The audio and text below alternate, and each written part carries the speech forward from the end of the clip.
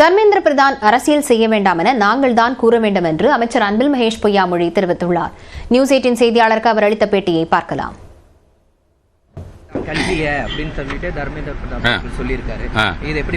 நாங்க அவர்கிட்ட கேட்கிறோம், ஐயோ இது அரசியல் ஆக்காதீங்க, வருஷ வருஷங்கள் கொடுக்க வேண்டிய பணத்தை கொடுங்கன்னு நாங்க கேட்க வேண்டியதுதான். அப்ப அவர் கேட்கிறாரு. அப்ப இதுதான் இன்னைக்கு இருக்கிற நிலைமையா இருக்கின்றது. திருப்பி சொல்றேன், சாக்கு போக்கு சொல்லி எங்களுக்கு வர வேண்டிய 2151 கோடி ரூபாய் தயவுசெய்து நிறுத்தாதீர்கள்.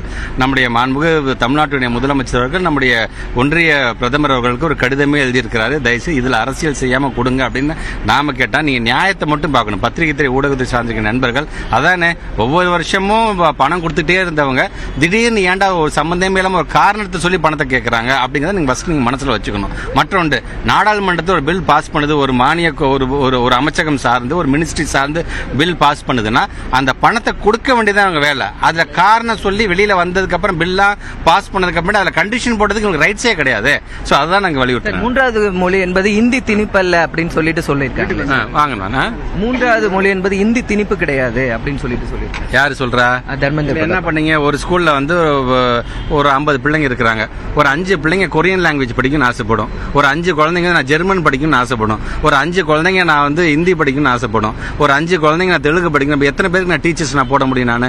ஸோ பிள்ளைங்க ஏற்கனவே தமிழ்லையும் ஆங்கிலத்திலையும் very comfortably they are studying and very comfortably they are writing their examinations and anything result அடுத்தடுத்த பிள்ளைங்க போயிட்டே இருக்குது. ஒட்டுமொத்த இந்தியாவிலே பாத்தீங்கன்னா டிராப் அவுட் ரேஷியோவே இங்க வந்து குறைஞ்சு போயிடுச்சிங்க. இடைநிற்றங்கிறது ஒன்று இல்லாம இருக்கு. இப்ப இந்த மாதிரியான ஒரு மொழியை நீங்க திணிச்சு நீங்க இன்னொரு மொழி எக்ஸ்ட்ரா கத்துக்குமா அந்த பிள்ளைங்களை எப்படி படிப்புல கவனம் செலுத்த முடியும்? நான் என் பிள்ளைங்களை நான் மொழிபெயர்ப்பாளராக ஆக்க போறேன், என் பிள்ளைங்களை நான் இன்ஜினியர் ஆகணும்னு ஆசைப்படுறேன், நான் என் பிள்ளைங்களை டாக்டர் ஆகணும்னு ஆசைப்படுறேன், டெக்னாலஜி லெவலில் அவன் உலகம் முழுவதும் போய் அவன் பேர் எடுக்கணும்னு ஆசைப்படுறேன். நான் இப்படி நம்ம ஏற்கனவே அதை செஞ்சுட்டு இருக்கும்போது நீ சம்பந்தமே இல்லாம இந்த மொழி எப்படி அந்த மொழி எப்படி சொல்ல உங்க ரைட்ஸே கிடையாது. ஃபர்ஸ்ட் எங்க கூப்பிட்டு வச்சு நீ பேசுனியா? நீ பேசுறது கூட உனக்கு அந்த இதுவே தெரியல. உனக்கு என்னோட கருத்து. முதல்வரின் கடிதம் வந்து கூட்டாட்சி தத்துவத்துக்கு எதிராக இருக்கு அப்படின்னு சொல்லிட்டு அறிக்கையில சொல்லியிருக்காரு. ஆமா, உண்மைதான். இன்னைக்கு ஃபெடரலிசம்னா என்னங்க? ஃபர்ஸ்ட் கன்கரண்ட் லிஸ்ட்ல நாங்க ஒத்திசைவு தானங்க. நம்ம 2 பேரும் உட்காந்து பேசி தாங்க முடிவே எடுக்கணும்.